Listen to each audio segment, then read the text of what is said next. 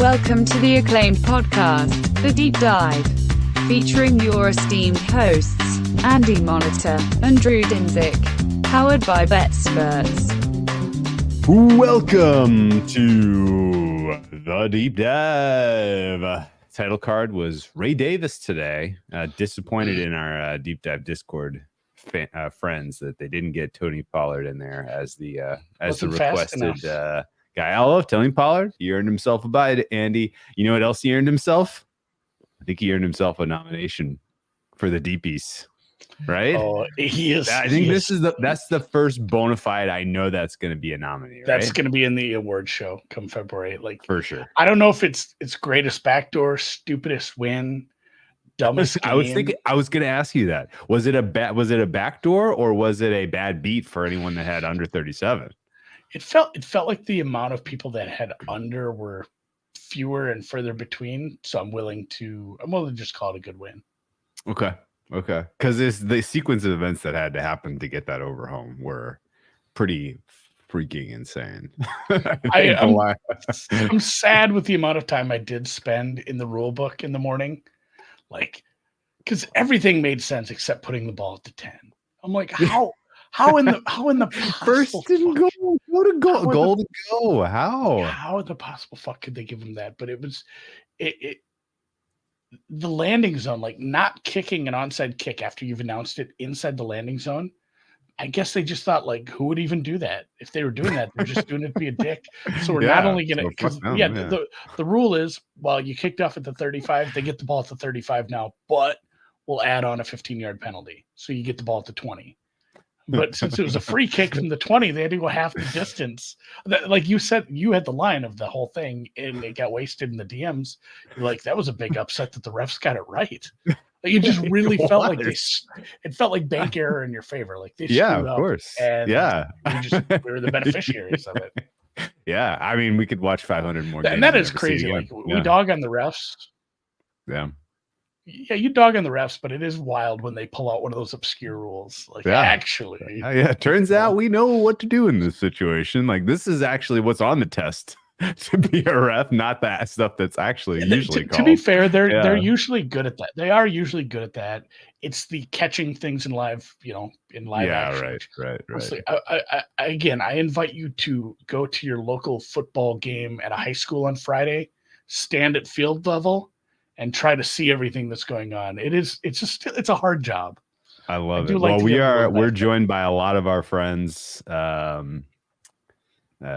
Julian, Food Snap Frog, good to see you. Patrick, Sam, as always, Nick C, and Special Teams Player of the Week, Bears punter Tory Taylor.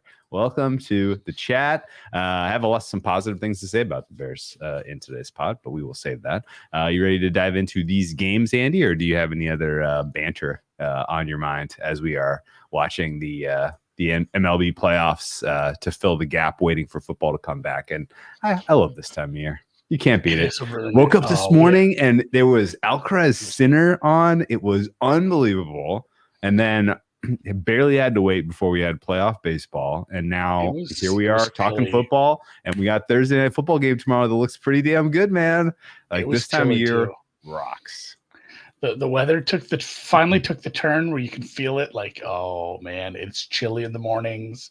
It's nice and crisp. I made some French onion soup. Oh, the baseball's going. Yeah, it is really, really the best time of year. So yeah, let's go baseball. Let's go football. Let's talk about the Thursday night game between division foes. One of the great rivalries. All the great rivalries are in the AFC South, or the NFC South. I'm sorry. And we got another one this week, and it's a short week for. Are we calling it a rookie head coach? Because he's done it before. Does that count? Boy, that's tough, man. I think it's debatable, right? Ironically, he did it for his opponent. He was the head coach for the Josh Freeman Tampa Bay Buccaneers for 3 years. I seem to remember, I just remember the Josh Freeman primetime games, Buccaneers, they were pretty terrible, especially that last year. I don't know how often he did it, but no, I wouldn't qualify this as a rookie head coach. I don't think this is No, a rookie I head think coach. I think I'm just going to qualify him as a bad head coach and Yeah. make it like half of that value. And at the same time, and because I heard somebody say, well, it's a rookie offensive coordinator trying to put the play plan together. Yes, so it is for both sides. That happens all the time too. Like, but yeah, if you want to go there, it's on both sides of the ball because Liam Cohen as well. yeah, true. That's a great point. Speaking of rivalries, Falcons, Bucks, this actually might be one of the least juicy divisional rivalries in all of football. I feel like these two teams weren't good at the same time really ever, right? Like the Falcons, were there any like Falcons Bucks games you remember being like, God, this is the one I'm looking most forward to this week? This has got to be probably one of the more meaningful Falcons Bucks games in our life. Yeah, the ones that aren't like Packers Bears and have gone on for 80 years, they have to have like been good at the same time. There are some that lose a little juice because it's like when one team's good, the other team's bad, and it's just no fun seeing and then the other team fixes it and the first team's bad. So it does lose some juice for that. But this will be fun because it could be a pretty messy game with what we consider. I don't think these two head coaches are very high on our list of like good head coaches. We have a short week. The other problem is that the Tampa Bay Bucks were in the NFC North when the Falcons were in the NFC West for a while. So wasn't that the way it was when you were growing up? That's not true. No, that's not true. Oh, it's no? the NFC Central. Central. Thank you. Sorry. Yeah. Remember when it was Central. 5 deep? Yes. That's what I grew up on that. I grew up, if you guys are young, I grew up with the Buccaneers in my Vikings division. I grew up with the Seahawks as an AFC team. Yeah. All kinds of wackiness in general. Yeah. The I had realignment classic with 32 Browns. is so much better. Yeah. It is. They did a good job of that. All right. Well, anyway, let's get to the game, actually. A lot of injuries that matter in this one. I made a bet on the over 43.5, which is now up to 44. Not really interested at 44, although my fair on this one is 48. I think you have two pretty positive matchups for these offenses, considering the state of these teams. Atlanta without an important linebacker and without a pass rush and without a cover corner who can do anything in the nickel. Which is what I would guess is really where Tampa Bay makes the Falcons hurt in this one. Now, Falcons have been pretty miserable in scripted offense, but they've been pretty great in the 2-minute stuff. So I think this actually sets up pretty well for a score and answer type of deal. Maybe Tampa Bay goes out to a lead, and I'm making a case for the Falcons tomorrow at halftime. We'll see. But this feels like points to me. Where's your head at? Yeah, I like Tampa straight up. I agree, but what I've seen from the Atlanta offense and then just putting that on a short week really stinks to me. They don't seem to have a codified vision for what this offense should be and who they should be using. They've struggled. I mean, in the game last week, I mean, it certainly wasn't the offense that won that game. Even the last drive was just a long ass penalty and a long ass kick. Like it's a beat up defense. And I think that's the one thing I might harp on that a couple times this episode, because I think there's a few situations like this where we look at the strength on weakness matchups like, oh man, this is a good run game against the team missing their nose tackle and they're going to run all over them. But these weakness on weakness ones where it's like, what sticks out for Tampa Bay right now is just all the defensive injuries. And it's secondary. It's maybe one where it's mitigated a bit by just how vanilla this offense has been at times and what they've tried to do with Pitts, what they've tried to do with Robinson, and I'm kind of fine with leaning on Tampa Bay. And it's one of those where we learn more and more as we get through the season and start using old results as hey, Baker had a bad game. Like, maybe Denver's defense is actually pretty good. And but particularly he was under pressure because the offensive line had some injuries. Mm-hmm. Yeah, I think there's a correlation with Baker well protected. Baker's going to shred you. Yeah, that's where I kind of want to take that game and use that as Baker was damn good in the other 3 games. I think he's going to be just fine when he's not under pressure. Yeah. I think the offensive line is more healthy.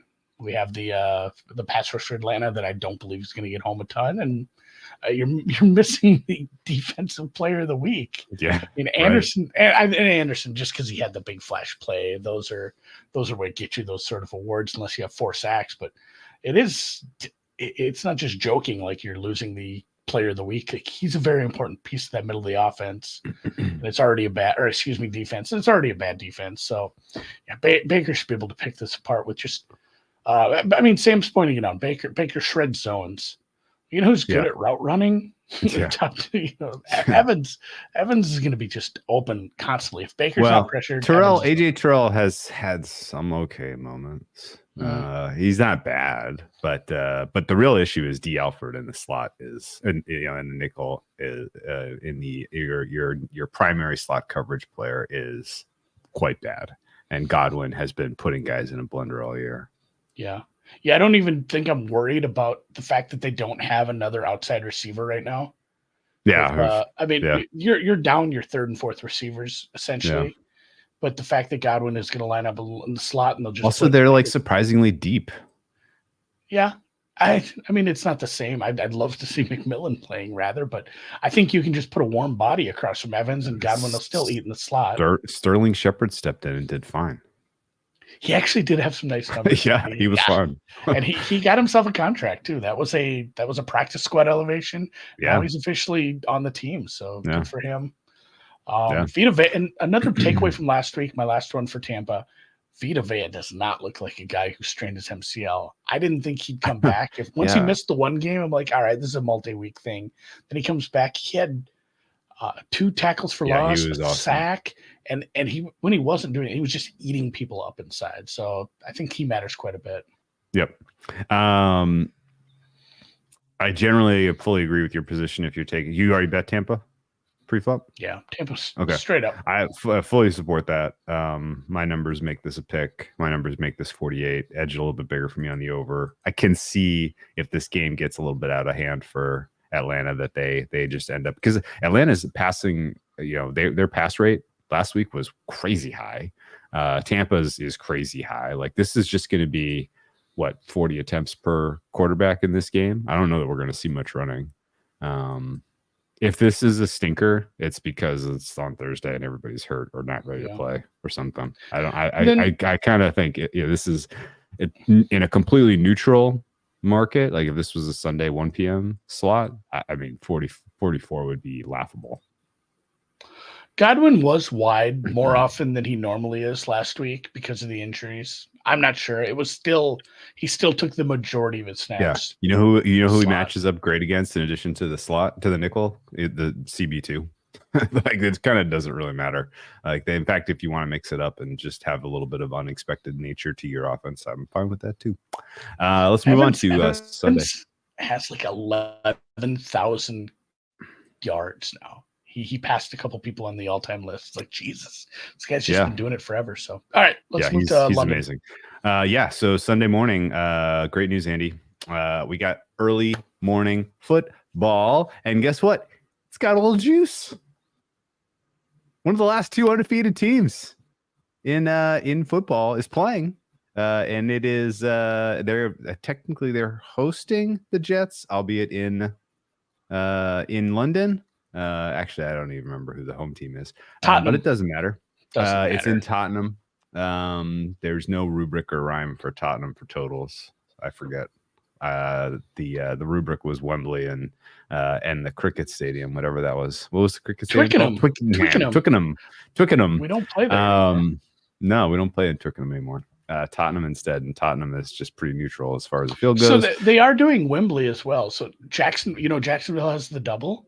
Yeah, they'll play in both stadiums. Yeah. Oh, nice. Yeah. Which is, I don't know. I'd kind of prefer to just play the same place twice. Well, if I was Jacksonville, they don't want to give them that much of an advantage, I guess. All right.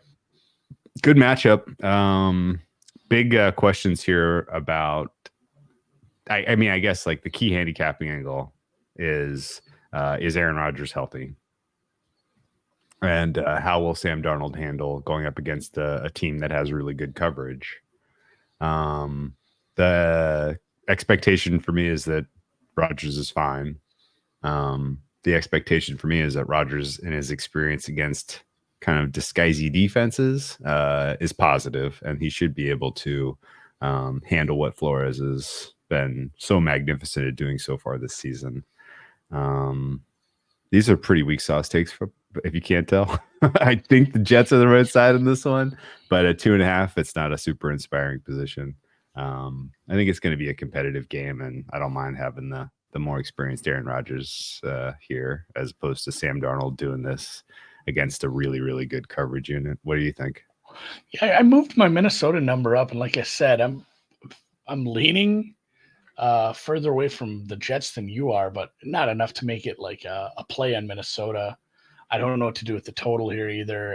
It's another. I mean, Denver's going to come up a ton, I guess, because it's another spot where it's like, man, the Jets just ran into a tough Denver team. Denver got a ton of pressure. They did a great job, made the game awful to watch.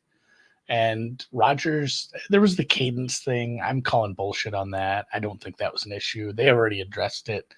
There were some thoughts that Denver had figured out their cadence. I mean, some of it was just like, well, when you run the play clock to 0, they know when the snap's going to be also. Like, that's just the thing. You probably have to get a little closer to the 5-second mark there, Aaron, if you don't want them jumping on you. And it was a good pass rush to begin with. So I'm not downgrading the Jets as much as maybe some people are off that loss. I think the offense will be fine. I did read from, I think it was Rich, how do you say his name? Samini? Sure.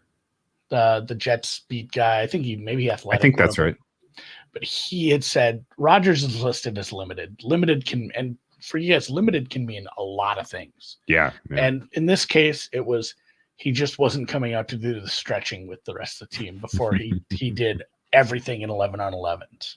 Like, literally, they have to list him as limited if he doesn't join the entirety of practice. So it is almost with 100% certainty he's going to be fine. He's had some aches and pains over the years. I think he'll be just fine. He's just taking whatever natural remedies and rubbing some goose liver grease on his knee. And I'm not sure what they do in the natural holistic markets for that sort of thing, but I think he's going to be fine. It's going to be a really good matchup between Flores and the smartest quarterback left. Yeah, right. That's right. My fair price on this one is Vikings barely favored. After I kind of finished all my numbers for the week, I'm at 21.4 expected points for the Vikings, 21 for the Jets, so 0.4 edge for me for Minnesota. My fair total would be 42, so a little bit of an edge to the over. But yeah, it's people are mentioning rain's expected. Good evening to flash. People are mentioning also Food Snob Frog. The field is fast. I don't remember if the Bills complained about the field last year, but whatever the case is, this is a pretty weak take for me that I think the Jets are the right side. And it's a little bit of like, there's not very many teams where I'm trying to go against this Vikings offense, but if you have enough coverage corners at which the Jets do, then I'm into it. Yeah, really good secondary. Maybe they're able to take away some of the things we saw last week that Green Bay was not able to with basically only McKinney back there that had a pulse. Yeah. And yeah, it's a low total, maybe a weird game, but a low total at 2.5. I think you'll see a lot of Jets teasers. Yeah. Last time we saw the Vikings in London, it was an insane game. Do you remember that one against the Saints game? Where they had like all those 50-yard field goals at the end, back and forth. Minnesota has never lost in London. They're 3-0. Ooh, what about the Jets? Some others. Jets are 1-1. Okay, I did look just for like, this is gonna be my handicap. Big angle. Yeah. All right, let's move on to Sunday and let's start with 4:53, which is Carolina at Chicago. A little bit of back and forth in the market as we saw early money come in supporting Carolina, and then a little bit of a pushback in favor of Chicago. I am currently staring at a 3.5 that is juicy for Chicago. So this battle continues. In terms of total, we've seen this get bet down. 43-ish was widely available. It is now 41. That's a meaningful move, although if it crosses 41, that's an even bigger deal. I get the under steam a bit. Like, if there's any unit that's probably flying a bit under the radar right now, it's the Bears. That defense, I think you can make a pretty easy case that they're top 6 in the NFL, maybe top 4. But I don't think you can make that same case for Carolina. I think this Carolina defense is quite poor, and I think they are in for a little bit of a tough time against a Chicago offense that, in the very, very softest terms, is starting to figure some things out. I know. I hate to lean on that because it doesn't feel like it feels like that's built on a very weak foundation. It does. We might have a house eventually, but it's scary. It's scary. Let me gloss them a little. I think the move to Roshan was correct. The move to get more Roshan Johnson more involved. Absolutely agreed. Getting Caleb to process, more quickly and just getting him on time has, I think, borne fruit. If you look at Caleb's splits so far, there is a chasm. When he is on quick release, he is top 10. When it is taking him a little bit of time and he's trying to developing plays. When he's trying to manufacture something, it is a chaotic nightmare. It's a sack. Usually. It's a sack. And I think you kind of look, you want to look at who he's faced so far as defenses. Been some teams that can generate pressures. Houston and the Rams right now, as far as team defense, have generated the most pressure on quarterbacks, the most quick pressures on quarterbacks. And I think that just in general, the Carolina Panthers are not capable of that. Carolina Panthers are sub 30% in terms of pressure rate right now. They are kind of down there in the dregs with the Falcons and the Cardinals of the world. And so I would expect that with more time to operate, Caleb Williams continuing to learn and grow is probably a bit of a breakout game opportunity against the Panthers. And I think Andy Dalton is in a little bit of trouble against this coverage unit. What do you think? Yeah, it's been steady upgrades to this Bears defense for me, and I guess I'm not super surprised. I think I downgraded a little to start the year after seeing, kind of a rocky start at times against that Tennessee game, that was really hard to use as like a bellwether for either team, honestly, the way that whole game went down. But it has been a lot better, and honestly, they got a pretty nice little bump based on what I saw Sunday. So this defense is now my 9th best defense. Carolina's tied for 32nd. And I mean, it's just kind of a mess down there. So big chasm, and it's hard. Like how much more basement do you have, I guess, for Carolina? I didn't even really look at downgrading them that much more. It's already very bad, but Josie Jewell and Shaq Thompson, interior linebackers that are gone now with Derek Brown already missing, Shy Tuttle banged up. Like more Roshan. Like should we just play Roshan props?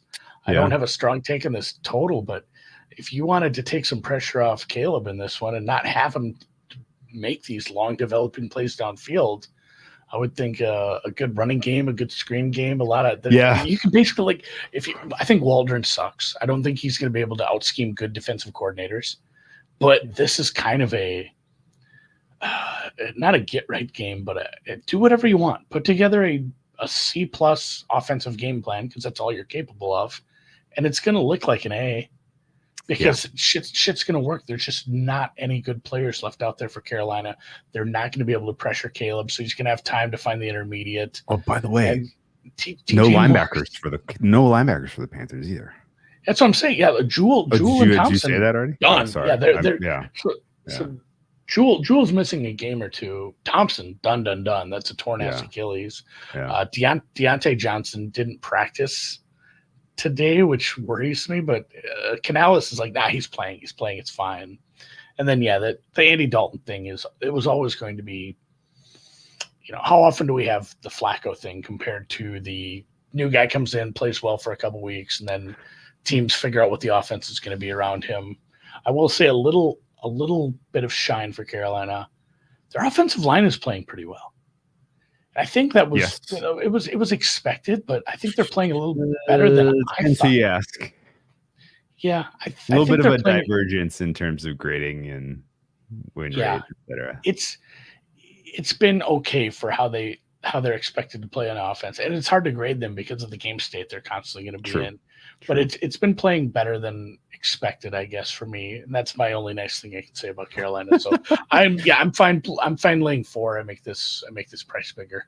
Yeah, I'm at 5. My fair is 5.5. I laid 3.5 with Chicago. I think that's a solid play. And 2 notes for you. One is keep an eye on the weather. This might be a little bit of a tricky game when it comes to wind. I don't think that helps Carolina at all. It'd be weird to say this is a game that relies on who's more successful on the ground. I surely think it will be Chicago. The only time we'll lay points with this team this year, you think? I was just going to go there, Andy. Oh, we have an upcoming schedule for the Chicago Bears where they have the Panthers this week, the Jaguars next week in London. Then they get their bye week after London. Then they're at the Commanders, at the Cardinals. If there is a common theme between those 4 teams, it is dog shit defense. Maybe the best secondary pieces between those 4 teams. Budda Baker? It's Budda Baker, yeah. He's not even a corner. Yeah, I honestly, these are bad pass defenses. There has never been a more clear runway for Caleb Williams to take off as far as an NFL experience goes. So if he doesn't, then we're in Bryce Young 2.0. Dead. Yes. In 4 weeks. Yes, exactly. Well, we will mark this down. We'll have a funeral for him. Yes, I mean, and I think this goes hand in hand with what's going on with Daniels, where he flips and plays some difficult defenses, and the fact that Caleb right now is 8-1-ish in the Rookie of the Year market. If you ever had an inclination to bet it, I think you got to do it now. I have not made that bet because, again, like the vibes around Chicago offense still spook me a little, and Waldron, as you mentioned, is not my guy. So, not sure what to do there. If Caleb ultimately runs down JD, did I say Jalen Daniels again? If he runs down Jaden Daniels eventually, and that is a horse race, then I would say that I will regret not having 8-1 in pocket. But I think Daniels is going to win the race at the end. I remember it because it's the only D in Washington. That's good, man. Also, I don't know why I can't commit it to memory. To be honest, I'm just trying to always have things just like saying Daniels. No, it's not. Every other one has been just like a goof, like Dallas Goddard.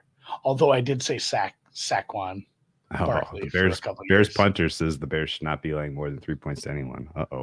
I think that's just because he wants to get out there and punt more. And if he's neutralized this week because the Bears aren't punting much because they're finally playing some soft defenses. I got to tell you what, Troy, take some time, just get right.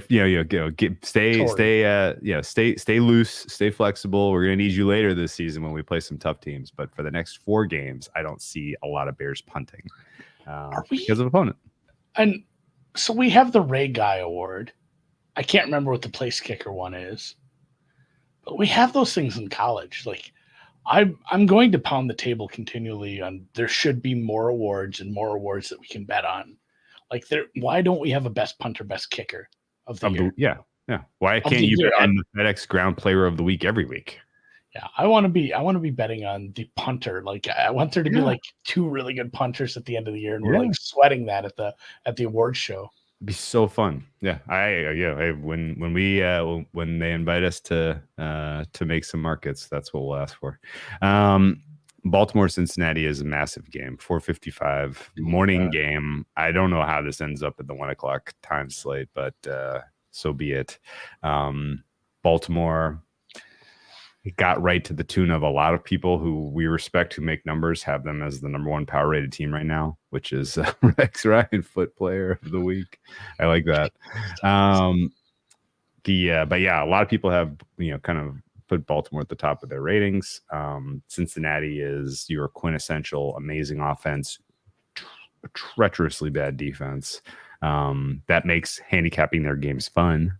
And it has led people to believe that this is a spot where you want to kind of bet against Baltimore, considering that they were so good in prime time. And there must be some market overreaction in this, or some overreaction built into this market. And there must be some, kind of a little bit of an overconfidence, maybe they, intangibles favoring Cincinnati, I suppose. But, back when Joe Burrow broke onto the scene, Andy, and won a couple divisions, stole them from right out of the hands of the Baltimore Ravens. It was because the Baltimore Ravens had no answer for the speed of the wide receiver core for Cincinnati. Eventually, Baltimore came around, and they did a really nice job of defending Cincinnati the last handful of times we've seen these teams play. Where's your head at right now about the Baltimore defense? I'm assuming you have them top 5, maybe top 1. Do you worry that there is a speed issue at play here where Cincinnati is really going to test this unit? I have them top 5. I have them tied with Pittsburgh right now for 4th, it appears. Okay. Yeah, it's a hard one to go from who we've seen the Bengals play to who they're about to play as far as the step up in defense, because a lot of proclamations. It's definitely how you put the emphasis on that one. Yep. A lot of proclamations about they're back, but I mean, look at the Carolina defense. Look who we just talked about. Look at the Washington defense from 2 weeks ago. Like, they've probably played 2 of the 3 worst defenses 2 weeks in a row now, and now have to take a massive step up. And I'm kind of pissed this number got beat up because I banged the table on Monday, and I talked about it on another podcast yesterday. I like the under 51. Hell, at 50 and a half, and the market. Yeah, I think the market is just going to do that when these numbers get high because of where we're at as a league right now. But as a society, that was. And maybe I'm happy I don't have to stump for it as much because it's a gross bet to make. Because this game could end up in the 60s pretty easily. It is too high based on how I feel like game states could end up. There's a lot of situations where we end up with the Ravens just controlling this game. Yeah, 30 minutes. Yeah, 30 plus minutes time possession. Pretty likely. Yeah, and what we saw, and just we hear about this pass rate over expectation. How these teams? This team's just passing way more than we thought. The Ravens are kind of doing the opposite. And I think it's fine because based on who are your wide receiver 1, wide receiver 2 compared to, we have a running back who's obviously still got some tread on the tires. Lamar's fine. Justice Hill's catching balls. They have a lot of dink and dunk stuff that works. And hell, like last week, sometimes it turns into an 87-yard touchdown if the tackling's that bad. And that is the concern for betting this under. So yeah, if this continues to bet down, I'd middle it with a 48. That doesn't sound like the worst idea. Just pray for a 49. I could do something like those. Ravens scored 35 last week, Andy, and the total didn't get there. Actually, I don't even know what the total was in that game, but there was only 45 total points scored. My fair is 49 total wise. I didn't get involved there. I did bet the Ravens, and I'm kind of just trusting my numbers a bit here. I also think that I'm going to be watching and probably live betting and second half betting this game. And in those universes, I want the Ravens with the game script that they have and the matchups that they have running against this Bengals defense early on. This looks real good for the Ravens to get out to a nice lead. And I know that there are probably some positive signs for the defense injury-wise for the Bengals. Sounds like Hendrickson, who matters a shit ton, may be available, but that doesn't change the fact that the Patriots had no issues with a useless offensive line. The Patriots had no issues pushing this defense around. I think that the absence of DJ Reader in terms of their personnel on the defensive side of the ball and how badly these linebackers have just kind of fallen apart in terms of their ability to tackle makes me think this is a very, very straightforward handicap where the Ravens control game state and get a win by whatever number they feel like. Yeah, if Hendrickson's in, it's an average offensive line, which is to say it is several orders of magnitude better than the Patriots because that offensive line wasn't good to start with and then got everybody injured. So I have it at average-ish. I think they can handle Henry, especially with the options they have in the running game. Sure. My numbers disagree with the Baltimore side. I test same thing. It should be a ball control. Ravens run the ball. Ravens, have first down success. Ravens convert everything because, if it's 4th and 2 against this front, you have Derrick Henry, you have Ricard. We talk about these teams starting to turn back the clock a little on, maybe we're running a little more. This is a team that never gave up on having a fullback. Like he had a touchdown. Good for him last week. But then that total was 47 and a half. So 45 did stay under that that end. 40s for the Patriots, or excuse me, the Ravens was a limited participant. The Ravens are so healthy though. It seems impossible. I don't know that his backup's that much worse. And that's like the only injury. There's like nothing else hardly. They have a couple depth guys that are a little banged up at this point. So eye test says eye test says Ravens, numbers say Bengals. If I wanted to bet I talked about this in the Discord, I said, if I truly want to bet the Bengals, it feels like 7 times out of 10, I can probably get a Bengals plus 13 and a half at some point. Yeah. Or it was just even 7.5. Like I'm not saying this isn't going to be a competitive game at all. I think it will be. They always are. And Burrow with these weapons is in comeback mode is a threat. Like the pass rush for the Ravens is not so good that I'm like really sweating, I would be sweating. I will be sweating the Cincinnati Bengals putting up 21 points in the second half and winning the game. This Bengals defense is still a massive problem that's not really being priced correctly for some reason. So your fair says this as a no bet. I have this as 3.6 in favor of Baltimore with my numbers right now. My total is 49, so I agree with you on the under, I guess. Or I agree with you on the under, but it's still 51. I'm at like 1.5.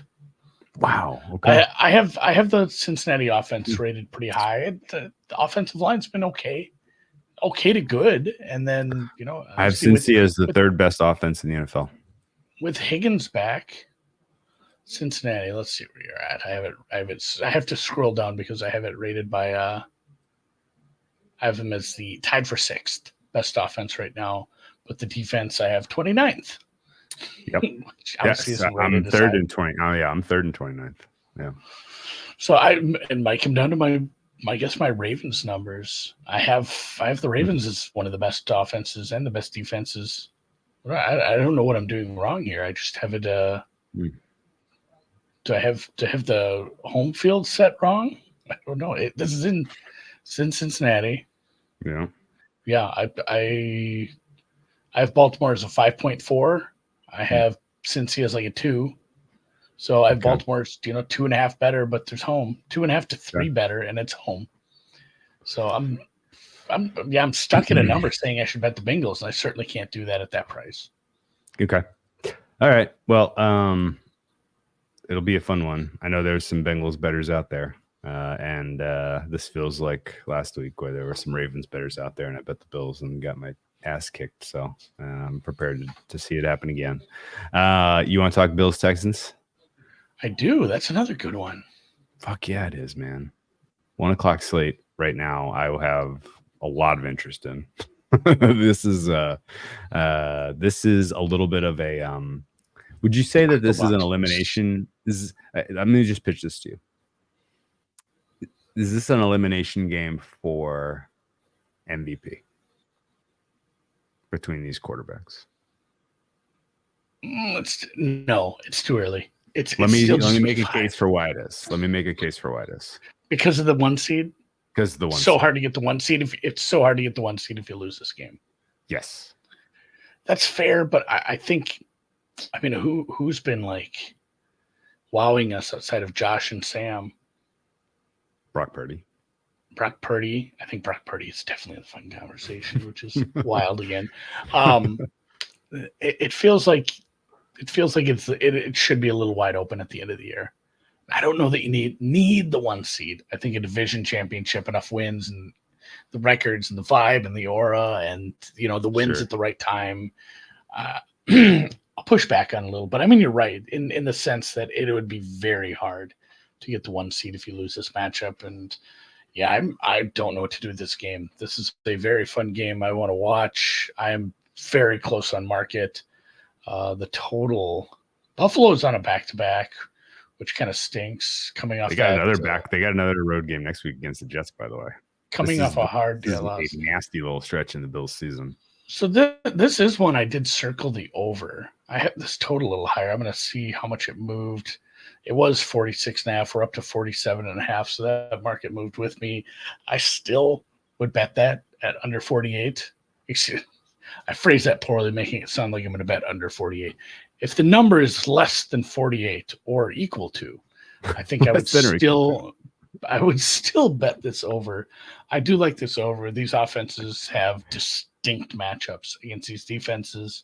I know we like a lot of things about the pass rush for Houston. I like some of the secondary pieces, but they lost their way a little last week, had some bad luck, had a bad turnover, and got put in a bad game state immediately. If we see the Buffalo offense I saw 2 weeks ago that just had all the answers and seemingly can probably repeat that, this should be a back and forth game. And Houston should be able to take, even with Mixon banged up and Dell banged up, this is like we've said, a spine that it's cracked. Yeah. Yeah. The defense for the Bills was it was like the kind of the key takeaway I thought from Sunday Night Football. Yeah. Like you didn't really know how bad things were, what the state of things were, because they just hadn't really been tested. And then you saw it and it wasn't good. And I think that was real signal. I don't think that was just the Ravens showed up in prime time with in all black and just were, the more physical team. Like I think that was indicative of issues structurally with the spine, and they're not getting any healthier, by the way, up in Buffalo. Von Miller suspended. That was a bit of a surprise. Yeah. I have not heard. We knew he got in trouble last year, but then I forgot about it. I did not think that was coming. Certainly not now. This is a terrible time for that to happen. On their schedule. I don't have a read, or I haven't heard anything positive that Bernard's going to go.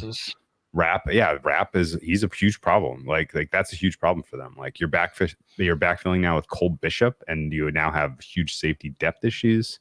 Teron Johnson, I'm not hearing his positive things that he's going to go. So it's still the Cam Lewis show at nickel. This, as much as I love Christian Benford, like now you get a real wide receiver one in Nico Collins. Like, let's see if you can continue to perform as well as you are against a guy who is having the best wide receiver season so far through 4 weeks. And I think just in general, the health of the Bills, when I saw the injury report today, I was literally like, fuck, man, why hasn't Houston flipped favorite? like this is bad. Shakir's hurt on the offensive side for them. Deion Dawkins, I didn't no clue Dawkins was dealing with anything. He's hugely important in this game. Like I have an over 46.5, and I'm kind of inclined to just play Houston and get off and just like hope that they get to 40, because like I'm nervous if you made me pick a team total here. If you price both team totals, put them at both at 23.5 juice to the over, I would definitely pick Houston of the two. And I'd love to see Mixon go. Yeah. I'd love to see Tank Dell return to practice. That's very obviously important. It'd be great. Laramie Tunsil's day-to-day with the ankle. Mixon's day-to-day with the ankle. But like you said, Taylor Rapp, an already bad safety room. He's in the protocol. Von Miller was good this year. It's crazy how like Von Miller was just a no factor last year. He was a ghost last year. And at that point, I'm like, if he had served his 4 game suspension last year, no one would have known. Oh, that should have been a lot better. Yeah, that would have been a lot better. Somebody is asking. So he had a domestic kind of charges against him from last year. It was like last December or something. And those things, the way the league punishes those, they do their due diligence to be like, should we actually punish this guy or not? And then they just spring him on you like this. Like, oh yeah. We looked into it. He was in the wrong there. He's the report's been in my inbox for a couple of weeks. I finally got around to it. Oh yeah, you're 4 games suspended. Yeah. Okay. So yeah, I am. I lean Houston and over. This is a team total. I think I don't hate for Houston. Oh, that's a fun one. I was actually going to bring this up. I was gonna propose this as a secret pod play total, because I have positive flags for both O-line versus pass rush as available, and skill group versus coverage as available. So I think Houston dictates. Yeah. And honestly, like we're gonna have to have an honest conversation about. I said honestly twice, I guess. We're gonna have a sit down and what the fuck is going on conversation about Bobby Slowick and this Houston offense, and are they good? Is he good? What, like, why isn't this better? Are the players good despite him? Are the players good despite him? Is he like secretly like trying to keep this offense a little disguised for more high leverage games or in the play, like, you know, or is he not good? Like, I honestly don't really understand why the sequencing and the the predictability seems to be kind of it's been tricky bogging them down. Having right? Like Cam Akers as your back. That can't be Cam fun. Akers hasn't been terrible at all. Like he had the fumble that cost him the cover against the Bears. I want to say, what did he have? Goal line fumble against the Bears that he fucked. Yeah, and I guess to be fair, the Vikings otherwise game, he's been okay. The game state for the Vikings game was yeah. And honestly, like, I don't really think that what you've seen through 4 weeks with the Texans is sustainable at all. Like, if you are literally going to say, cross your fingers and hope that CJ Stroud makes a low probability play into a tight window, that Nico Collins makes an incredible catch and then generates impossible yak on, like, yeah, like this is fragile and Slowick needs to improve. But I also, there's a lot of football left. And so I don't want to overreact too much, especially considering how much talent exists on this roster. So Houston team total over, but let's put that in the queue for secret pod play and come back put it in our pocket later. Yeah. All right. Yeah. I like the over. I still think I do like the over. Buffalo, I don't like to lay on these, like, oh, Buffalo's, they're in a must-win spot. They got backs against the wall. Can't have two bad ones in a row. But I just don't think they can have two bad ones in a row based on the fact that they have a good offensive game plan. Yeah. They should be able to figure it out against a defense that is not as good. Our frog friend is right. Slowick versus Brady, shower fart OC game of the week. Yes. These two guys are working with elite quarterbacks in a year and in a time in the NFL where we don't have many of them. And the fact I'm a Brady lover. Yeah. Okay. All right. As a whole, I've liked the game plans. Okay. Obviously, all right, let's move on. Shit didn't turn out last week. Let's move on to one that I have. I literally have no interest in betting this. It is Indy at Jacksonville, and I have no interest because there are two very important pieces of information that I don't have. One is, who is the quarterback going to be for the Colts, and the other is, are the players going to quit on Doug Peterson? And without knowing either of those things, this one's a tough handicap. Where are you at? Yeah, Richardson limited on Wednesday. They're calling it an oblique injury rather than the hip pointer. They called it during the game. Take that with a grain of salt, I guess. Jonathan Taylor has a high ankle sprain, which is usually just they've invented a new high ankle sprain this year where this one's not as bad though. There's been a couple players now where it's like, it's not as bad. It's mild high ankle sprain. He didn't practice today. He matters a ton. And then, Kwity Paye and Kenny Moore might never play again. Those guys might just be retired at this point. This defense already stinks, and those guys not being out there hurts quite a bit. I'd love to see Latu do something, as I have some rookie of the year numbers on him. Nobody really set themselves apart defensively for rookie of the year again. We've had 2 straight weeks of that. And then Jags might get Evan Ingram back. He's doing individual drills today and Wednesday. Jonathan Hines-Allen concussion protocol. We'll see. I haven't got updates on him. Yeah, high ankle sprain is the new hamstring. Doug is putting out bad vibes right now. Ooh, it's like bad. Why would I be worried about my job? You're fucking 0-4. You have the number 1 overall draft pick quarterback. Went out and got you players you needed. This offense has been, cobbled together with some decent players. You have 2 good running backs. You have at least 1.5 good wide receivers. You're getting your tight end back. Like, you better figure this out. Like, I don't think do you think he's just like saying that and he knows he's on the hot seat and he's trying to play it cool, or is he that stupid? I don't get the sense that he's really working with a full deck. Not a Visor guy. Yeah, he might. I mean, like, honestly, like, if you're strategy for the offense was what his strategy was this offseason into this year after what happened last year to end the year. Yeah, I mean, maybe he knows this just isn't going to work, and he just wants the severance. I don't know. Yeah. Yeah, And I get it, Patrick. yeah. Nobody's ever like, no one's ever gonna be like, fuck, I'm super worried. I'm getting an ulcer. I didn't sleep. My wife's crying. The kids are asking if they're gonna move schools. The loss the locker room was the quote. That was the one. Yeah. That was the one. That one really did stink. They should fire him between London games. I love the leave him at Heathrow kind of thing. Yeah, leave him on the tarmac. That's so I can't get to this number with either quarterback. I'm basically waiting to hear on Jonathan Taylor. If Jonathan Taylor practices, Colts money line. Okay. I have very low. I have very low expectations of the Jags, even though we have seen a little better Trevor, and this is a terrible defense. I guess a case could be made for this. This totals 46.5, 46. This is another one where if Trevor plays decent, both offenses probably have an advantage. I just can't go to the well with an over with either of these teams. I make it 47, and I make Jags tiny favorites 1.2.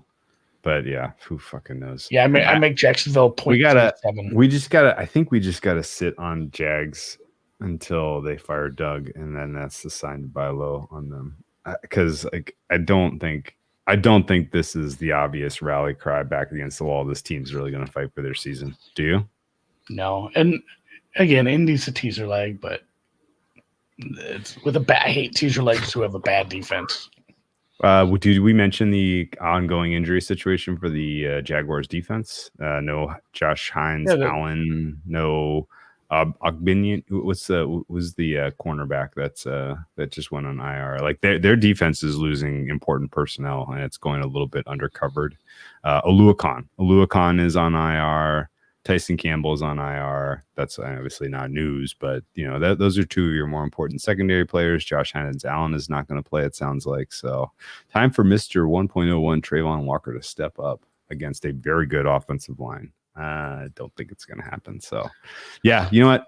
Yeah. Colts is a teaser. This is pretty solid if that lands at 2.5. But again, would you rather have Joe Flacco come running out of the tunnel, or would you have Anthony Richardson if you have Colts? I think Flacco gives me lower variance, and that's what I want for that. So if it's ideally it's Flacco, Jonathan Taylor, and it's +2, and then we and then we tease it and we laugh when the Colts win by 15. Okay. Shower Fart game of the week of the year is 461. Miami at New England. If you look at New England's schedule, you can make a case this is their last chance to win a game this year. Can they get to 2, Andy? I know that we expected the Patriots were going to have a hellacious schedule, and it's gotten softer, but you're home against Snoop Hundley, who doesn't know the offense apparently, or can't execute the offense, one of the other. And I think that the Patriots offensive line, which was one of the worst we've seen in football through 4 weeks, actually has to get downgraded if that's even possible. Did you move with the David Andrews news? Did you move the Patriots O-line from a 0.5 to a 0? Yeah, he's done. He's done for the year. Now you're starting Nick Leverett, which he stepped in obviously against the Niners. Didn't do just middle of the road. It's hard to evaluate somebody in half a game, but Layden Robinson, DeMontre Jacobs, even City So coming back. This is a very, very bad offensive line who they don't have skill position players. They're like, oh, should we switch running backs midstream because one's fumbling? And it's like, no, the other one's worse. I think you deal with the fumbles, and that's probably going to correct itself. It's not like a known fumbler. Everything, all the vibes are very bad for this offense. I don't know New England's offense. Yeah, I don't think we're giving Alex Van Pelt a fair shake because he's nothing to work with. I don't even know if their offensive coordinator is bad, because I don't think we'll find out if they're bad. You want to know what my percentile is right now for the New England offense? By the way, I have their offensive line as a 0. I have their skill position group as a 2, and I have Jacoby Brissett as a 3. Maybe I'm high on Jacoby Brissett as a 3, honestly. They don't even really try downfield passes.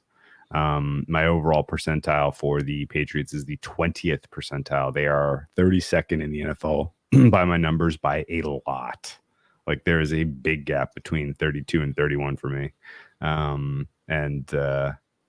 I mean, they're going to have to win this game with defense. I like the Hef's quote. This is going to be the old win one for David Andrews game. Okay.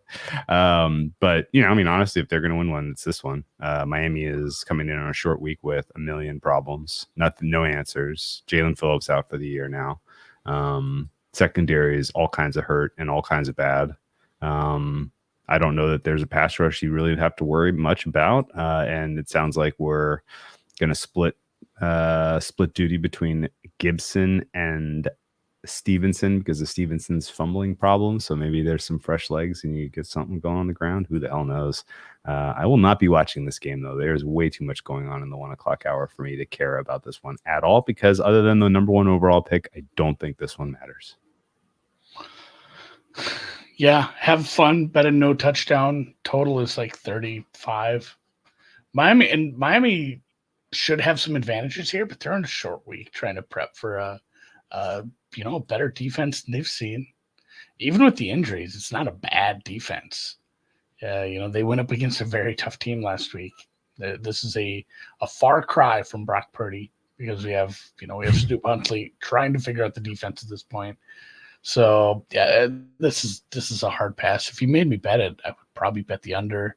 I'm pretty much on market here. Okay. I make Miami favored by like a point. What is the current line?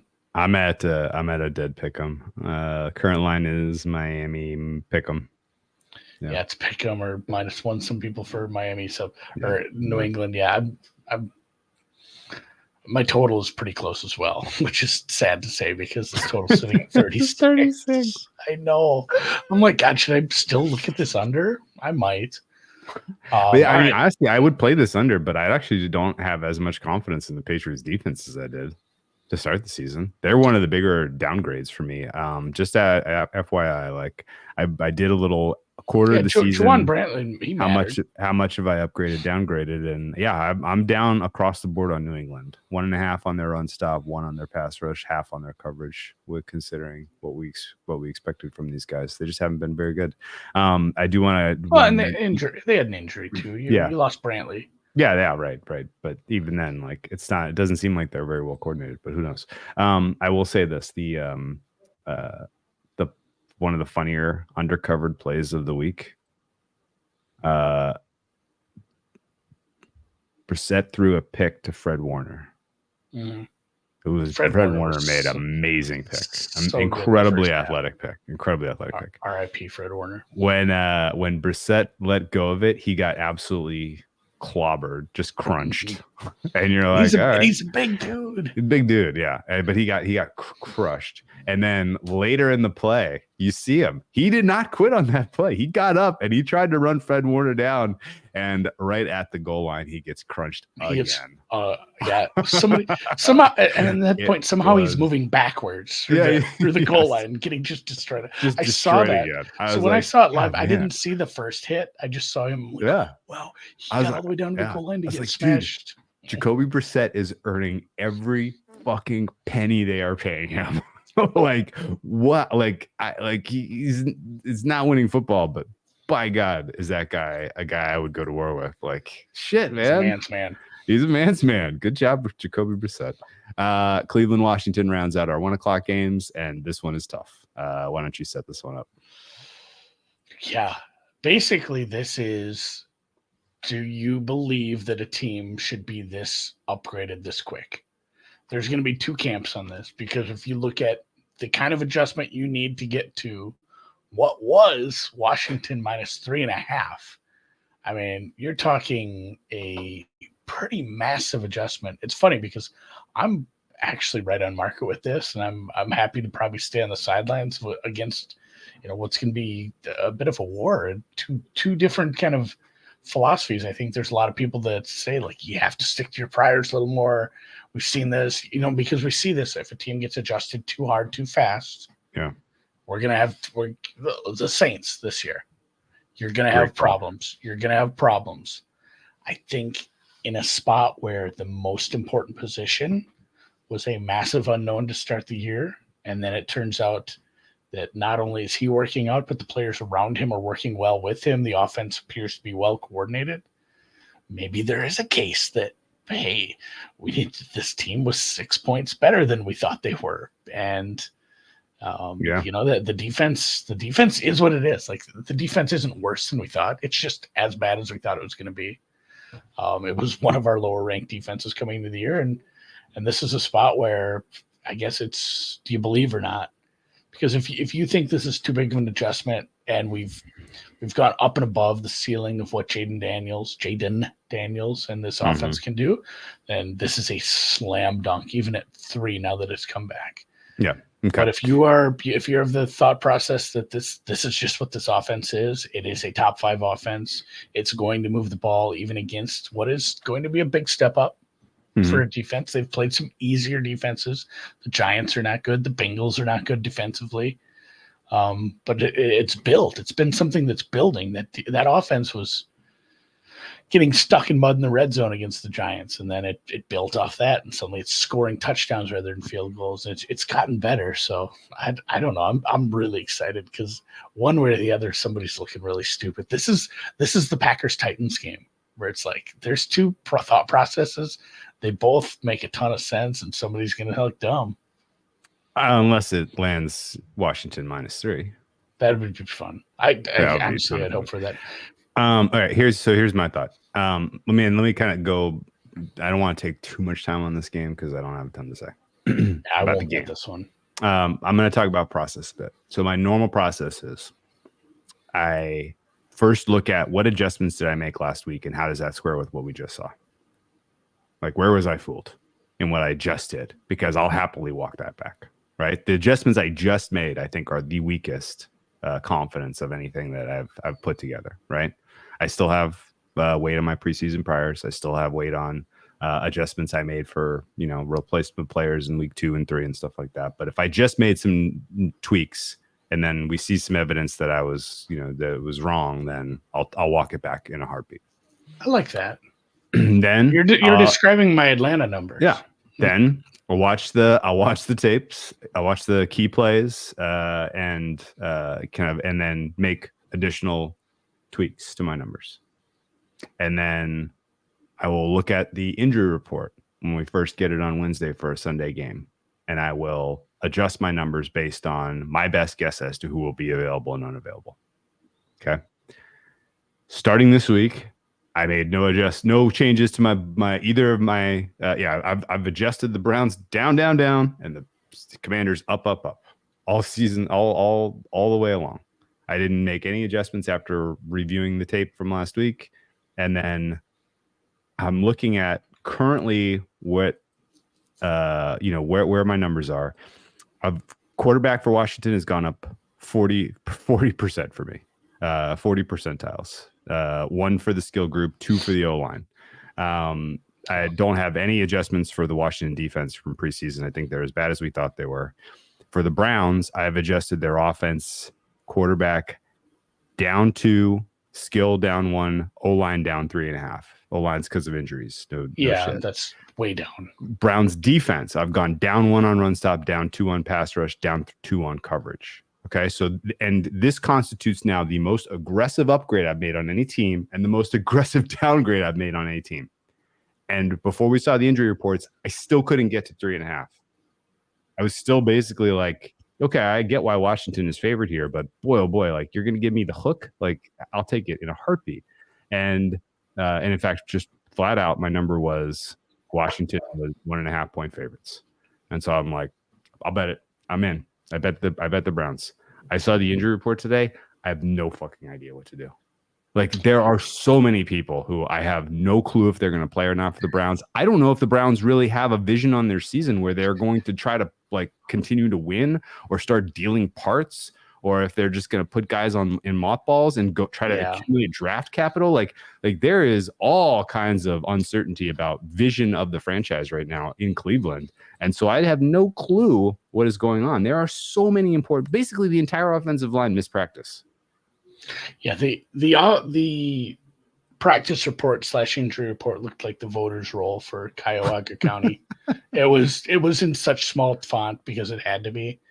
And some of those are important pieces because we've got what was the guard's name?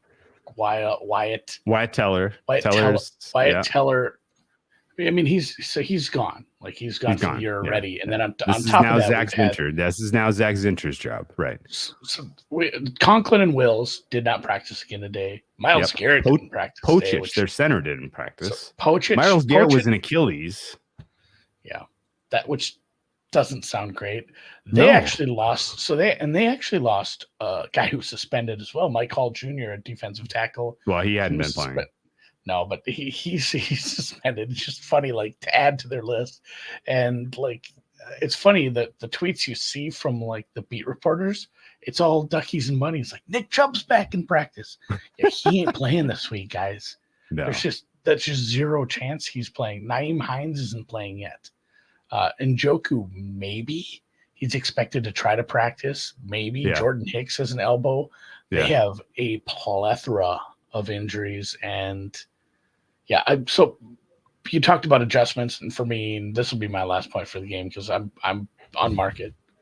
I didn't upgrade Washington's offense enough last week.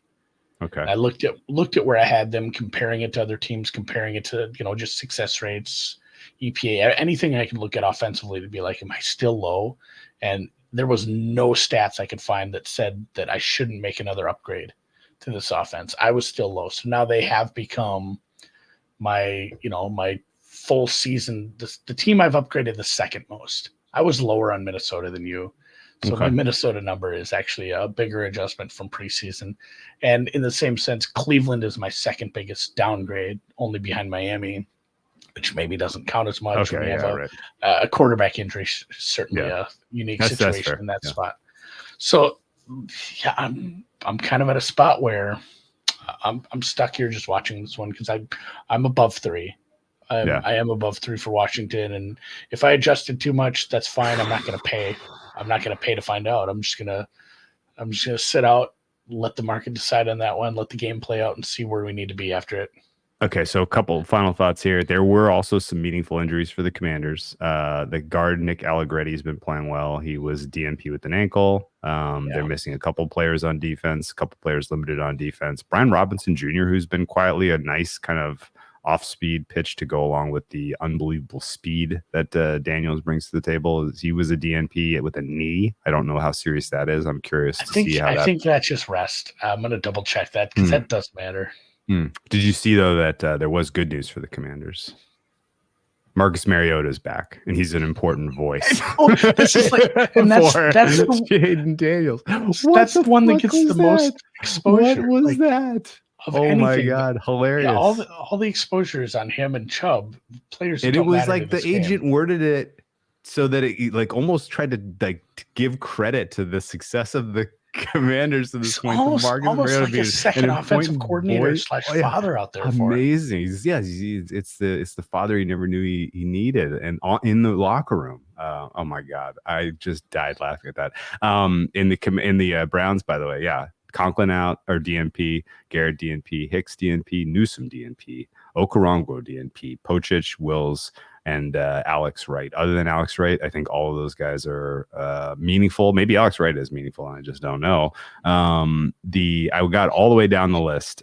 Limited LP for Chubb, Dunn, Hines, Hudson, Jones, Njoku, Strong, and then full participation for Emerson Jr., JOK, and Jerry Jeudy. I honestly had forgotten that Jerry Jeudy was on the Browns until I saw him on his injury report. I was like, oh yeah, Jerry Judy's on the Browns. I watched a good chunk of this, and I do want to say, and it's been said by other folks, and it's true, Watson had a good game. Watson looked good. That pass to Amari Cooper was a very good pass that somehow hit at Cooper and goes straight up in the air, and there's somebody waiting for him. And truthfully, the Browns probably should have won the game at the end. And what stuck out was an offensive line that couldn't stop anything because it was a bunch of backups. Watson sacked on 4th down, and so it goes. So this is a fun one to watch, to try to figure out where I'm going with these numbers, because I may have downgraded the Browns too much. I may have upgraded the Washington Commanders too much. But for now, I'm staying on market, staying away from this game. Okay. Well, it's too late for me. I already bet it, and now I want out of it because of the injury. So that said, like, I'm fine with. I got the hook. Fine. I hopefully Watson has a good game because he's playing against a JV defense. I don't fucking. Well, no, I think that's part of my numbers where I have the Cleveland offensive line number right now. I know. I'm honestly worried. Like Payne and Allen are going to be a nightmare in this one because like Watson under pressure has just been a train wreck. He has no awareness, no ability to go through his progression, just running around like a lunatic and either throwing it away or throwing it to the defense. So I'm not looking forward to that game at all. I wish I could get out of it, but it is what it is. If it moves to 2.5, you know what I'm going to do, Andy? I'm going to bet the shit out of Washington, and I'm going to pray for 3, because I've lost all confidence in my handicap on that game. Afternoon it is. We got 4. Let's start with Vegas, Denver. I'm trying to find I'm doing the timestamp, so I had to take this one out. Okay. I'll tee this up a little bit. Vegas, Denver's tough because you need to probably have been pretty heavy on the gas, upgrading the Denver defense. And I think you need to be somewhat heavy on the gas, downgrading the Vegas offense. And so that has turned this into a difficult handicap where looking at 3 points in market was like, this is probably going to move to 2.5. Do I want to be on the Raiders? Do I have that constitution to back Gardner Minshew against a good defense on the road? Ultimately, I did not. I have no real interest in betting or watching this game. I think that it is Raiders or pass as we look at the market right now. 2.5 is a pass easily. 3 would have been a bet on the Raiders, maybe. Total is down to 36. I can't get to 36, but I also don't feel like playing an over in a game where Bo Nix is mostly throwing horizontal passes. I am going to wait on Max Crosby. If Max Crosby practices and is fine tomorrow, I'm probably going to play under 36. I mean, just for the shits. I mean, are you going to tease the Raiders? Like teasing 2.5 to 8.5 with a total of 36? Like you kind of have to, right? So the Raiders are high on the teaser hierarchy this week. Obviously, I'm going to tease a lot of games, but the Raiders being in a game with an Iowa Minnesota total, and falling right in that teaser zone is pretty sweet. But at the same time, I don't have a lot of spots where I have this big of a mismatch defense to offense on both sides. And Max Crosby makes a big difference. This is my number with him in. And yeah, it's 36. It's low to start with, but I mean, what we saw from the Denver offense and defense, just I'm not super sure somebody gets to 14 in this one. Yeah. It's going to be my eat my hat, moment. There'll be a lot of field goals because the altitude, right? Yeah, I guess, but the Raiders are in such a weird spot. Like, I love that there had to be a report about the hamstring. Like, this is a real injury, and teams need to know that if they trade for him, he might have to sit one more week. Okay. Oh, I'm sure that's methinks the agent doth protest too much on that one. So I'm close on the number, but I'm kind of looking at playing this under, which feels like dangerous games. And yeah, it's a nice teaser leg as well. And that's about all I have to say on this game. Okay, let's move to 467, which is Arizona at San Francisco. My fare on this one is 10.2. So I would be laying San Francisco if I was betting this game. I'm not going to. My fare total on this one is 50.1, looking at a 50 right now in the market. So agree with the total. I think the number for San Francisco is a hair low. I'm projecting them to score into the 30s here. So maybe team total San Francisco over 28.5 is a fun way to bet this game if you want to. But you know what is a more fun way to bet this game, Andy? Is to take that unit you were going to play on the Niners and bet Brock Purdy MVP. I just got my head on this. Like, you want to know? You want a final push over the edge? Here are the final 4 weeks of the season for Mr. Brock Purdy. Imagine they have their whole lot. Now, close your eyes. I'm going to do a Jake Brigance here. Imagine CMC lacing it up. Debo's healthy. Juice Checks looks good. Kittle's out there running around. Kittle's out there. They're taking on. These are the final 4 defenses that they face: the Rams, the Dolphins, the Lions, and the Cardinals. That is how they round out their season this year. There's no Mike McDonald Ravens on Christmas nightmare waiting in week 16 for Brock Purdy this year, Andy. He has one hell of a runway into the close. And honestly, like, and they're 2-2. They're 2-2. So that's the thing. Minnesota's 4-0. Like Seattle's ahead of them. It doesn't feel, and I know many a slip twixt the cup and the lip, but it doesn't feel like there's a chance in hell. Yeah, they're sitting there resting players in week 18 because they've clinched the 1 seed. Yeah, feels like they have something to play for. We are not especially far away from like being like, are the Washington Commanders the 3rd best team in the NFC? Well, guess what? If we're having that conversation, you know who clearly is the 1 seed in the NFC? It's the Niners. Like, they could finish 15-2 and we wouldn't really be surprised. Like, they should be kind of close to your top of your power ratings. What's that? When they're hosting a wild card weekend game at 15-2 because Darnold hasn't lost yet. Oh, that would be wild. That would be wild. At that point, like, you probably lost the MVP too, and you're feeling bad because it was a great bet. Dude, if it's 16-1 or 15-2 for the Vikings, they would have the tiebreak. No. Yeah, no, I'm saying Darnold is 17-0 in this scenario. Oh, come on, that's ridiculous. But 15-2 for the Vikings is not outrageous. Their schedule isn't that hard. No, but but 15-2, they have the tiebreak because they beat the Niners head-to-head. So you would be the 2 seed. Wouldn't that be something? 2-15 crazy. That'd be crazy.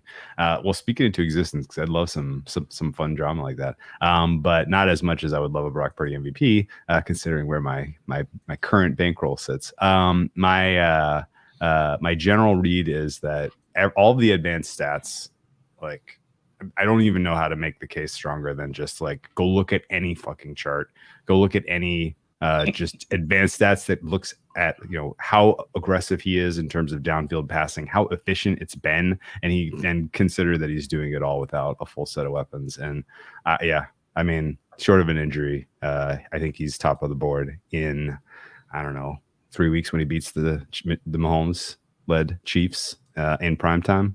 Well, actually, that's not a primetime game. He's got Seattle in primetime turned around, and he bets and he's got the Chiefs the next week. So we're probably like October 21st.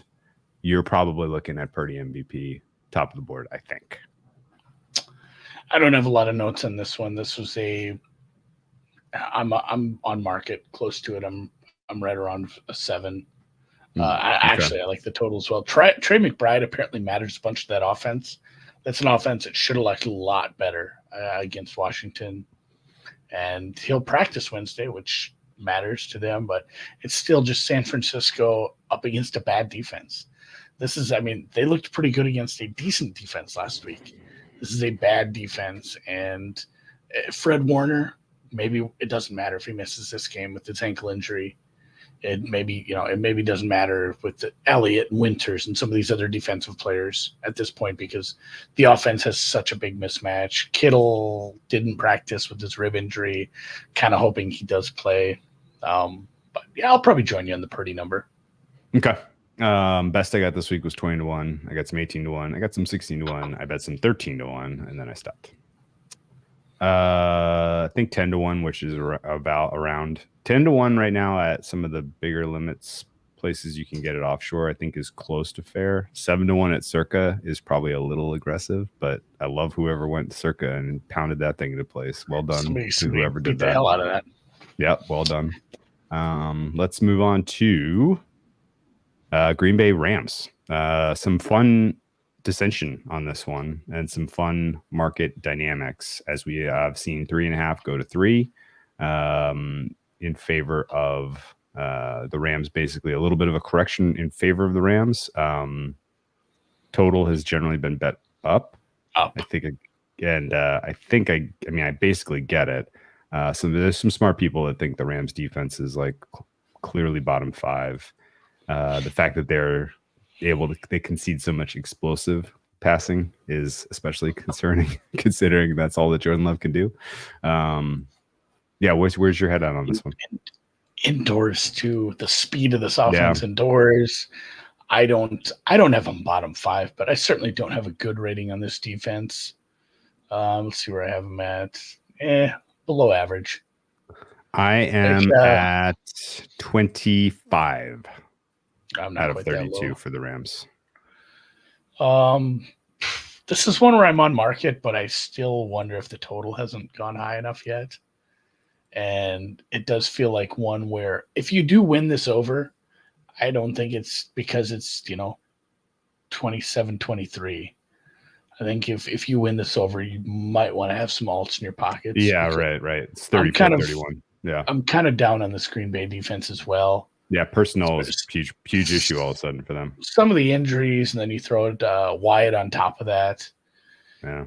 It wasn't maybe a great defense. It was looking like it could be good, but yeah, both of these teams, team total, both overs. I'm on market with this number. I may get 3.2. I think that's fine. We'll see what. I kind of want to watch what Love looks like in practice. He was wearing a brace. It looks like he wasn't 100% on some of those throws, but then in the second half, he kind of got after it. And even with the Watson injury, they have plenty of good backup wide receivers. They have a couple good tight ends. They can still move the ball plenty, and it's a good enough offensive line to manhandle a Rams defense that we're not super high on. So, yeah, I do like this over. I wonder if there'll be some resistance here at 48.5, and let me get in a better number. But yeah, I have Green Bay defense middle of the pack. No. Unintended. Okay. My Green Bay defense number is not all that different from my Rams defensive number. I don't even know what their strength is anymore. Honestly, what is the strength of the Green Bay defense considering their health right now? Besides Xavier McKinney. So you know how, and anyone who didn't watch the previews, we judged run stop, pass rush, and coverage. All three of my numbers are basically the same. I don't think they have a strength. They're basically slightly below average on all three phases. Okay. That's where I'm at. My fair line on this one is under 3. So I played Rams 3.5. I was part of that move. We talked about that on Tuesday or Monday, I think. I kind of honestly like this, and this is crazy to say it, but the Rams deserved a better fate, I think, in that Chicago game than they ultimately got. Yeah, it was really bad variance on the turnovers. Those were highly impactful turnovers for the final score. And I think this is a big step down defense from what they just faced on the road. Now you're at home. I think the offensive line is starting to get healthier and play a little bit better. I don't think there's going to be much pressure on Stafford in this game. And there were a couple of routes and a couple of moments where Stafford hit Robinson and a guy that I had never even heard of called Jordan Whittington. And I was watching Whittington and I was like, how do they do this? How do they coach these guys up to being like, they look like they've been playing NFL football for 5 years and they know exactly what they're supposed to be doing. And they're like, just completely uncovered. I was like, this is a good pass defense. And Whittington was like, he was making plays. So I'm like, okay, all right. So I think that the Rams are going to have a not so hard time getting into the high 20s here, which is why I was pretty comfortable taking the points with them at home. And hopefully the Packers don't score 50. We'll see. Anyway. Yeah, I was impressed with the offensive line for the Rams against a tougher pass rush in Chicago. I thought they did some nice things for a team that we're really down on. That was a big part of my handicap. I bet the Rams against the Bears. I had a terrible week betting. I had to drag myself out of the hole by just hitting the Titans 8 ways from Sunday on. We just kept betting the Titans on Monday. Mason Rudolph. You know what'll fix this? Mason Rudolph. Yeah, Mason. I did. That was the catalyst to bet it. It's like, I'm going to take some live numbers, and then we hit it at halftime again. But and Gino, I'm like Gino over passer attempts. I hit that a couple times at halftime. Yeah, that was a good one. Or early in the second quarter, I think it was. So yeah, I had to dig myself out of a hole. I didn't have very good luck on that, and I really felt I deserved a better fate. And that was the handicap. Was it's Stafford, it's McVay. they've elevated shitty players before. They can do it again. This is an easier test offensively. I only worry that their defense can't keep up. This feels like you're covering this line half of the game and you're not the other half, and you got to land on the right spot. And there are a lot of people that are back all in on Jordan Love after he put up some garbage time numbers. Okay. He still has, weirdly, he's a second half player. I think he's a second half a game player. He is a second half of a year player. I don't understand why, but until he puts together a complete game in the first half of a season, I'm going to be buyer beware on Jordan Love. And I also don't know who steps in for Christian Watson. A lot of people very, very high on Jaden Reed. And I know Sam's got a huge number on him for OPOY, and that I hope that gets interesting. But my numbers have always said Wicks is a guy that should be getting more of the attention there, and so I think there's still too many mouths to feed, which is crazy to say. You lose one of your guys. I'm team Tavian. Wicks. Okay. All right. Well, no other thoughts on that one. Giants Seattle, I did not bet. My numbers are 5.2 for Seattle and 46.2 for the total. And until we know for sure what is going on with the personnel on the Seattle defense and with Malik Neighbors' concussion protocol status, I have no opinion on this market. If I get even an inkling of good news about anything Seattle, if I get a whiff that there's a sale at the fish market or there's a regatta this weekend in town, it doesn't even have to be injury news. Andy, I promise you, the fish market fish are phenomenal. I can promise you that. Seattle fish market in October, my God, is that going to be? We'll hit you with the fist there. Good night, Food Snob. I promise you that is good. I looked back at my numbers. You talked about your process. I go through everything. I go through a bunch of different stats I use for offensive line. I look at where I have all my offensive line numbers. I make my adjustments. Same thing with quarterback offense. I start looking at defense. You talk pass rush win rates. I look at player grades, team grades. I look at who they played and try to make some sort of contextual connections on, it looked like a really good run stop team this week, but they played a team who can't run the ball. So we're going to maybe temper my expectations. And at the end of it, I look at what I come up with for my pricing. And then I put in the situational adjustments, anything for travel or rest and all that. And I'm like, Seattle by 10. Wow. Wow. Oh my God. Okay. Now are you, what have I done? Do you still have this giant secondary is basically homeless? And are they going to be without bodies in the secondary? So I have my New York number must be incredibly low. I have their pass rush is the best part of their defense. So their defense, surely. I have it 3.5, 5, 3.5. So I'm not low. I'm not like Jacksonville low on their secondary. I'm low. Okay. I have their quarterback at 2.5. O-line at 3.25. Okay, I'm higher than you on the O-line. They've been doing fine. Skill position group 5. That's a little low. That is my number with no neighbors. With no neighbors. That's fine. That's actually probably too high. I am pricing this with no neighbors. And not only that, but Singletary has missed with a groin injury. Yeah. Neighbors is a 40% target share. And there was a comment today that really stuck with me where they said, hey, this is a long flight. And that affects this too because it's a concussion. And that didn't sit well on a Wednesday. So I'm pricing this without neighbors. And I know there's all kinds of injuries for Seattle, and that's worrisome too. But even with some adjustments I ended up making, I never got this down under a touchdown. And I'm willing to play Seattle with bad news, honestly. Okay. But some good news puts me on this. So I do like Seattle quite a bit in this spot. I'm not going to talk you out of it. I just am curious why we're so bad. And this is the other part. This is a Thursday night, Monday night. Yeah. Ooh. I forgot about that. With a young head coach, that is the only negative I could find. This is one of the bigger travel disadvantages of the season for the Giants. That's what kind of mitigates it, I think, because they have to go so far. So it is a win. And not just far, but they've been doing a lot of traveling to this point in the young season. Oh, Croatia Fest. Oh, and Oktoberfest too. Did you see that? Oh, damn, now I want to go to Seattle. It's a fun town. I had fun last time. Shit. Sounds fun as hell. All right, I got nothing for you there, but I'm not stopping you from laying it with Seattle. Geno Smith, by the way, he's getting his back rubbed this week in the media for what was a pretty impressive losing performance against the Linos. But it was the Linos defense after all, so I don't know about that.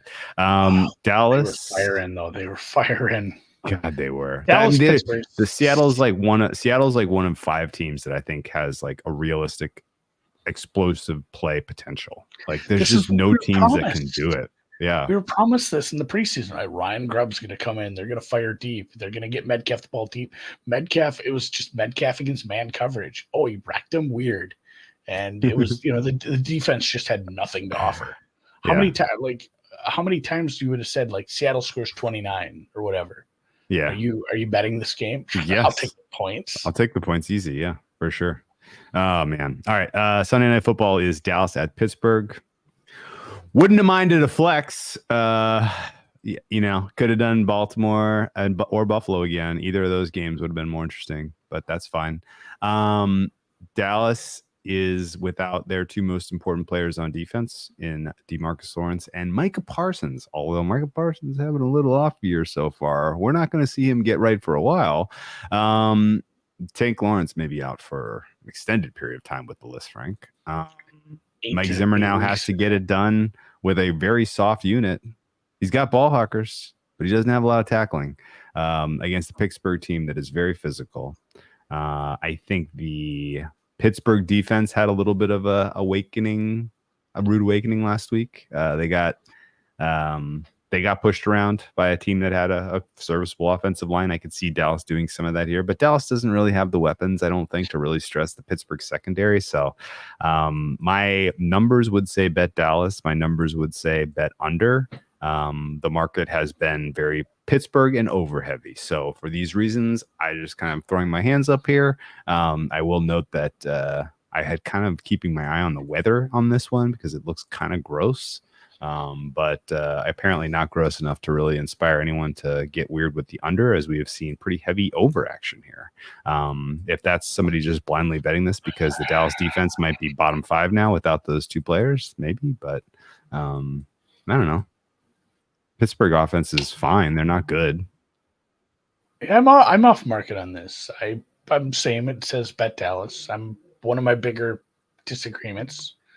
And the Dallas does have the extra rest. They have the 10 days, but also a travel disadvantage for them. So it is the second week of a back-to-back for them. They traveled 2 weeks in a row, like you said. Cumulative travel disadvantage for Dallas. So I don't know. Those 2 things probably mitigate each other, and that's a wash. But if I do that, I still make Dallas a tiny favorite, which is considerably different than what the market is saying at Pittsburgh -2.5. Maybe I didn't downgrade this defense enough. Maybe I'm still a little high on the offense, and it's an offense we haven't seen get the run game going whatsoever. It's a defense even with the good players out there, they couldn't stop the run. And there are injuries for Pittsburgh as well. Highsmith certainly isn't coming back this week yet. No. And Herbig? Patterson didn't practice. I think Herbig's going to be okay. Jalen Warren, when you're running back, he didn't practice. They lost a guard for the season. James Daniels out with the Achilles for the year. They get Russell a guard Wilson, back, though. Yeah. Sayamalu's back. Getting Russell Wilson healthy doesn't seem like a positive. That might be a subtraction by addition. I don't think you can switch horses right now. You got to wait for Fields to screw it up. But dude, the Wilson's starting in the absence of a Fields injury right now. I would line about plus 850 to happen at some point during the season. In the absence of a Fields injury. So basically a Fields healthy benching, I think, is about plus 850. I think they pull up. We didn't mention that the Tennessee game because there is no Tennessee game this week. But it feels A like Levis healthy benching is minus 850. Yeah, it feels like they can just like talk to the kid, and be like, "Buddy, how's your shoulder feel?" And he's like, "It's feeling better." Wrong fucking answer. You're like, how about now? It hurts bad. Yeah, somebody just hits him with a shovel out of the nowhere. God. That feels like, hey, what if we took advantage of this situation? Because Rudolph is like, he's shitty, but he's steady shitty. He's not going to make out just a ridiculous play that's going to look terrible on film. Yeah, I do want to stay away from this one. Total's low, and I certainly don't think I can lay it with the Pittsburgh offense, even at home against the defense that's to speed up. So I'm staying away. Is there a prop angle so we can have a little fun on a primetime game? Marshawn Nealand, defensive rookie of the year. I think you might be able to find a nice price on him. He's going to suddenly get a bunch of extra reps. Is this Dallas? Is this a Dallas player? Yeah, he's a Dallas player. He's an edge player rookie. He's looked okay, but he's going to have to get a lot more reps now, I think. Marshawn Nealand is a rookie edge now. Knee. Was he able to generate a single pressure last week? No. There's nobody that's like setting themselves apart. I don't go look at him, see if you like him, because he was on the short list that I didn't bet, but I bet Braswell. Marshawn Neal. So the problem is I have never heard of him.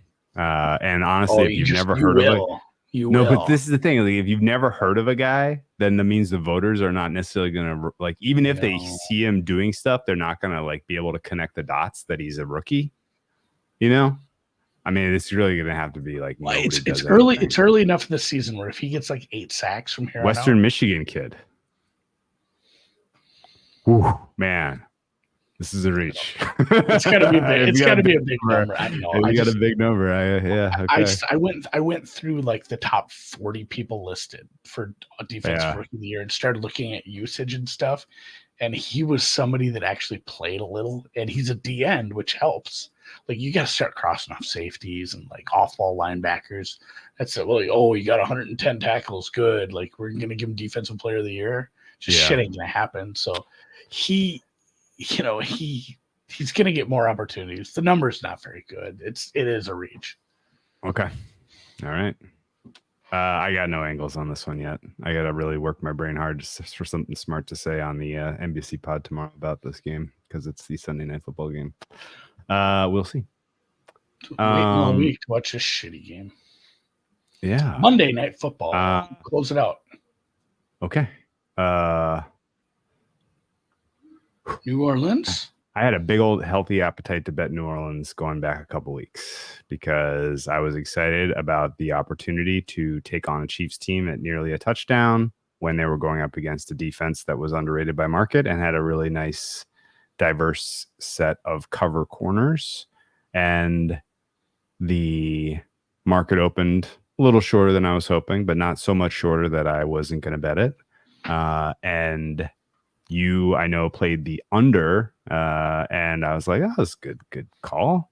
And I have since lost my appetite entirely for betting New Orleans in this spot because of the singular highlight package absurdity that Mr. Chris Jones is putting on film for the Kansas City Chiefs.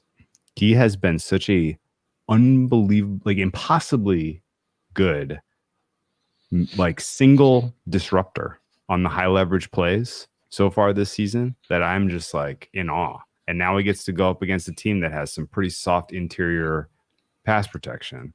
And I think that could be a problem for Mr. Carr. Yeah, you did a good job of describing what he does because he's great all the time. But on a play where you need him, he becomes like Reggie White. Yeah, he's yes. Reggie White. That's a great comp. That's a great comp. Yeah, it's like, yes. It's like, you're just havoc all of a sudden when you need him the most. Yes. He's been really, really good. Yeah, the high leverage spots, like you said. I'm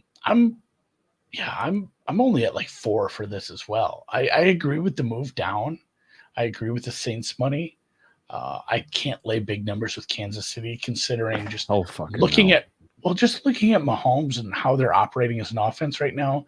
And Rashee Rice, yeah, we got some good news. It might not be a season-ending ACL, but certainly not running out of the tunnel this week for New Orleans.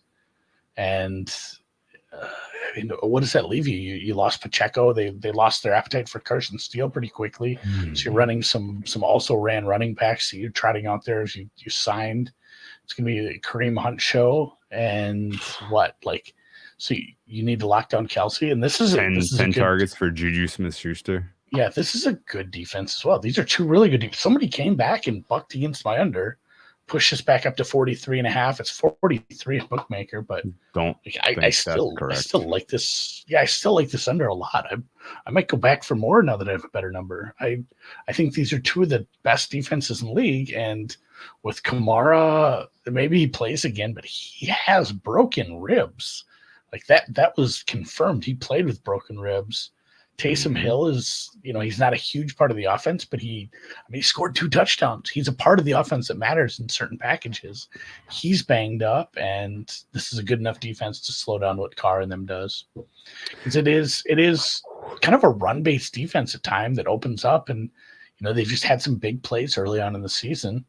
It looked really good, but if you go back and look at it as a whole, it's somewhat conservative at times, and that's just, if you're going to open to 3rd and 8s against Chris Jones, have fun. Yeah. I have the KC defense currently ranked 3rd. I have the New Orleans defense currently ranked 7th with just expected personnel. My total on this one is 42. So I agree with you. Damn, dude. I think rather than betting this game, I'm going to end up just playing Chris Jones DPOY and see if we can kind of get that narrative rolling.